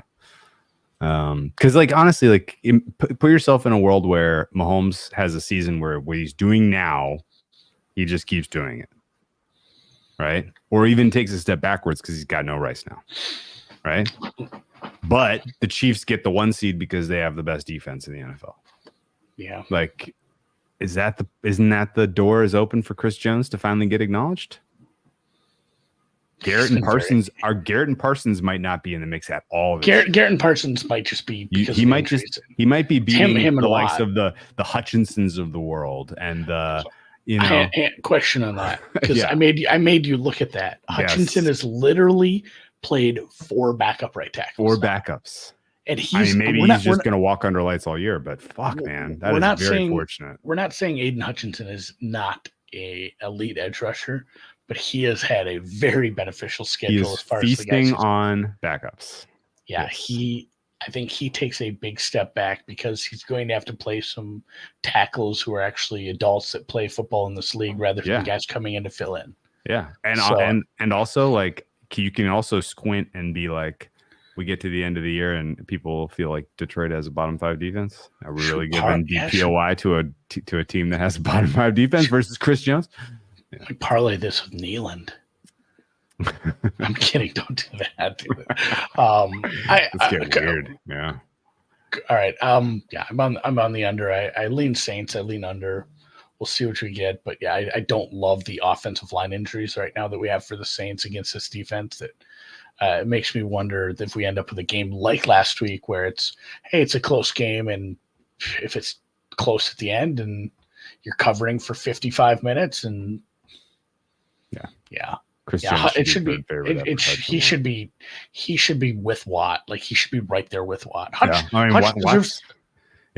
deserves to be the favorite based on what he's done. I don't disagree with that. Yeah. I don't think he does that for a year. Expecting it to carry forward is not great. And he's on bye this week, so you can take some shots at him right now. I got a quick game because awards. I went back and looked at where we sat at this, because everyone's like Jaden Daniels is just one rookie of the year, and the Josh Allen last week was like, how does he not win MVP if he plays like this? It's crazy when you go back and look, because I kept notes. And this time last year, Josh Allen was also your favorite.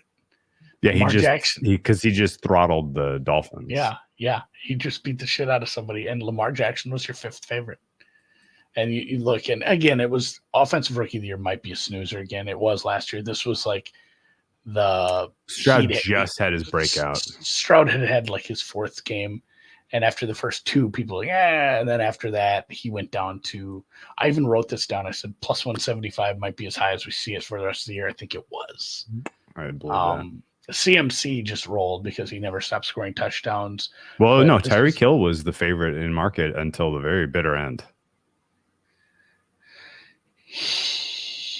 I had McCaffrey as favorite in week 4. He was 2-1. So Tyreek Hill came back and had pole position for a lot of it, and then he fumbled the bag when he got hurt. Yeah, I think it was like mid-season he was leading, because it was him and JJ, and then JJ got hurt and Tyreek got hurt, and McCaffrey got it by scoring 20 touchdowns. DPOI was the 3-man race that went to the handicap we made just for the wrong team. Hey, what about a guy who's been great for years and has never won it?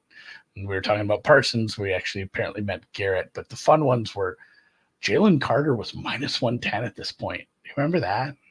Wow. So Witherspoon and Christian Gonzalez had just gotten hurt, so he was out. Witherspoon and Branch were your next lowest. Will Anderson was 9-1 at this point. The other guys, the kid from the Rams, he wasn't even listed. I think he was like your second vote getter or third vote getter maybe. And then Kobe Turner had like a 3-sack splash in like week 15, which is why people knew who he was. Dan Campbell and Mike McDaniel were your co-favorites for Coach of the Year. Eventual winner Kevin Stefanski wasn't even on the screenshot I took, which means he had to be 40-1 or better. 40-1, yeah, huge number. Yeah. And then the DeMar Hamlin was minus 270. Oh, at this point, because this was the week where he played special teams, and everyone's like, there you go. He made it back because he was healthy scratch, and then it's like, oh, he has to play special teams because they elevated his safety. That's right. Like, and everybody piled in. You know what Joe Flacco was? Not listed. Because he was on his couch. Joe Flacco he was watching football on Sunday with the rest of us. Yes, unbelievable. All right. Team total, secret pod play. Houston. Did anything else inspire you? Not really. Let's go Houston. Okay. 23.5 or better work for you? Anything 24. Even 24, I think. 24? Over 24? Okay. Let's get it. Let's go. Quick trivia that I saw. Yeah, football adjacent. The Big Ten has 18 teams in it right now, Drew. In fact, the Big Ten has 18 teams. 18 teams now that they've added, the UCLAs and the the Washingtons and all that. Which, if you put them all in alphabetical order, which is the first team?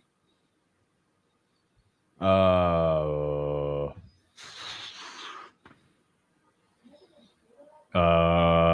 is this so hard? It's incredibly hard. There's so many O's and M's and N's and U's, obviously. I'm just like, does UCL, University of only UCLA counts as U. It's not like University of Washington. USC? SC? I think SC or U. Either way, it's not first. Doesn't matter if it's U or SC. Is it Indiana? It's Illinois. Illinois. That is. I know it. Teams in the first one is IL. Can't name a Iowa. I was third, very close. Illinois. Yeah, the more I thought about them, like, that's just a dumb coincidence, but it bothers me that there's just no teams like in A through J, A through H even. HIJK. Oh man, J is after. I have to sing it still, guys. So, all right, with that, do that. That's a fun one for the bar when you guys will go out this weekend. Try to fuck with your friends. If you can name the first team in under a minute, I'll buy your next drink. We're gonna hit the music. We're gonna call in total, get all our plays. We'll be back tomorrow night for a Thursday night. Yeah, I was gonna say that. I was just gonna say Josh's comment needed to poach Cal, then you'd have a C. The ACC has a lot of the A through J's, by the way. Florida State, Duke, ACC, California, ACC got them all. Boston College, Clemson, Georgia Tech. That's where they all went. Yeah.